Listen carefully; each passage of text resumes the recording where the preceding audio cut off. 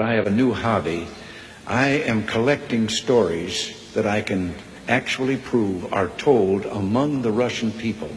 They make them up themselves, they tell them between themselves, reveals they got a great sense of humor, and they've also got a little cynical attitude about things in their country. The story was an American and a Russian arguing about their two countries, and the American said, look, in my country, I can walk into the Oval Office, I can pound the president's desk and say, Mr. President, I don't like the way you're running our country. And the Russian said, I can do that. The American said, you can? He says, yes. I can go into the Kremlin, to the General Secretary's office, pound his desk and say, Mr. General Secretary, I don't like the way President Reagan's running his country. I didn't tell this one to Gorbachev. You know, there's a 10-year delay in the Soviet Union of delivery of an automobile.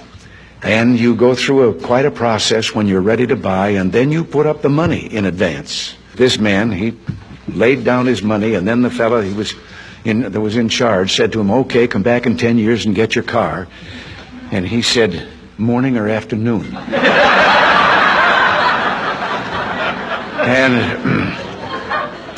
And the fellow behind the counter said, well, 10 years from now, what difference does it make?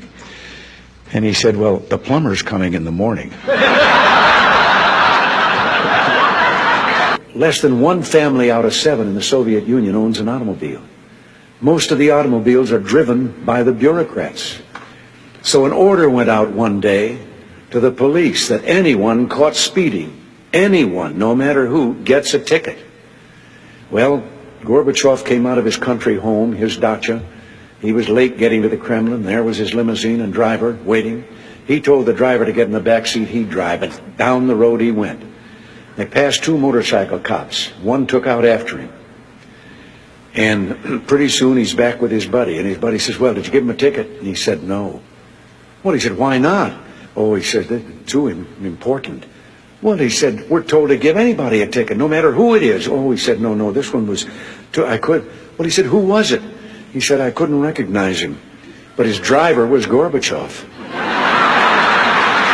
One of the heads of state that I met with on this visit told me the story about the 2 fellows in the Soviet Union that were walking down the street, and one of them says, have we really achieved full communism? Is this it? Is this now full communism? And the other one said, oh, hell no, things are going to get a lot worse.